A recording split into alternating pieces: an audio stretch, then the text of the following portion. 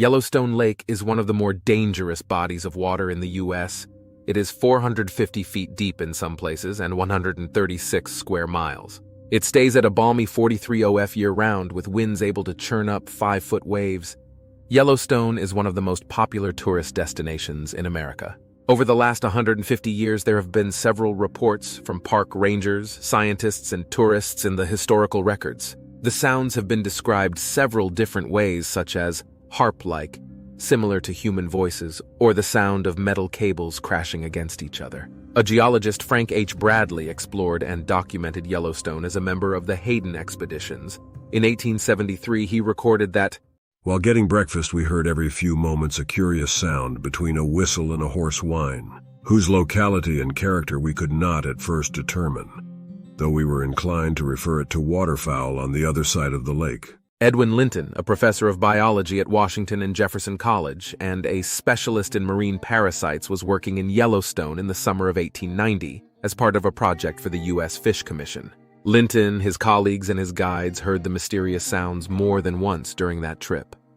His diary entries were entered into the November 3, 1893 edition of the prestigious journal Science. Linton explained that, "On the following morning, we heard the sound very plainly. It appeared to begin directly overhead and to pass off across the sky, growing fainter and fainter towards the southwest. It appeared to be a rather indefinite, reverberating sound, characterized by a slight metallic resonance." In his book, The Yellowstone National Park, written in 1895, Hiram M. Chittenden said, "They resemble the ringing of telegraph wires or the humming of a swarm of bees, buzzing softly in the distance, growing rapidly louder until directly overhead, and then fading as rapidly in the opposite direction." Stephen Forbes of the Illinois State Natural History Survey wrote about hearing the lake sounds while on the same expedition as Linton. No scientific explanation of this really bewitching phenomenon has ever been published, although it has been several times referred to by travelers who have ventured various crude guesses at its cause, varying from that commonest catch-all of the ignorant. Electricity, to the whistling of the wings of ducks and the noise of steamboat geyser. It seems to me to belong to the class of aerial echoes, but even on that supposition I cannot account for the origin of the sound. Christine Brunsman, a supervisory park ranger, has a first-hand account as well. "I've been lucky enough to hear the lake sing for the last 3 winters. It seems to happen most early in the winter or later in spring when the lake is capped in ice. In 2018 and 2019, the sound was rather dull and often reminded me of corrugated metal flapping in the wind, or maybe a far-off mechanical sound, like the engine of an airplane. In December 2020, I heard songs I'd never heard before, more ethereal notes, with whoops and whoops and whoos, akin to sonar pings or the call of a whale deep in the ocean. My hypothesis is that a combination of ice cap, air, and water temperature, wind and wave action, and echoing off the crown of the mountains that encircle Yellowstone Lake create the perfect environment for the sound. I'm sure localized tremors and underwater thermals also play a role in the notes we hear. Most visitors mistake the metallic sound for a large vehicle or heavy machinery off in the distance, or simply wind in the trees." An August 1930 article in Popular Science magazine cited mild earthquakes, their sounds possibly magnified in underground caverns like sound boxes, as one potential explanation. A Yellowstone meteorologist noted that temperature inversions are not uncommon above Yellowstone Lake, where warmer air above the lake sits atop cooler air near the water's surface. He posted that such inversions may alter the normal way that the air conducts sound.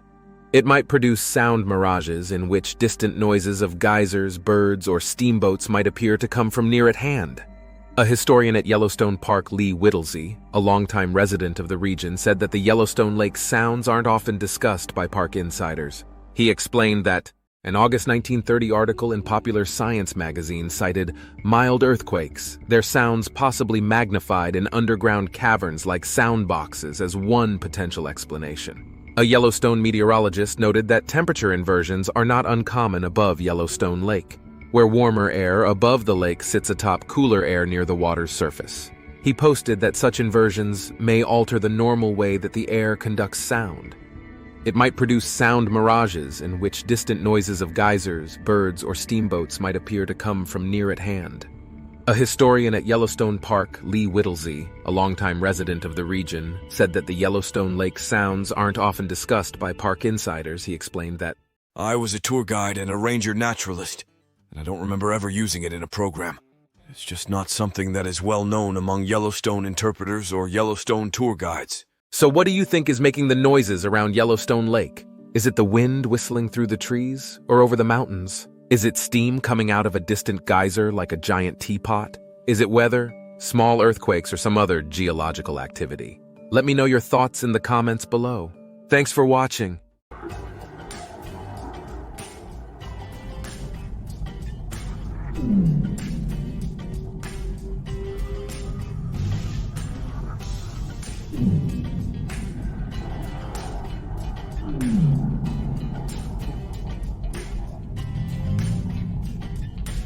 Mm-hmm.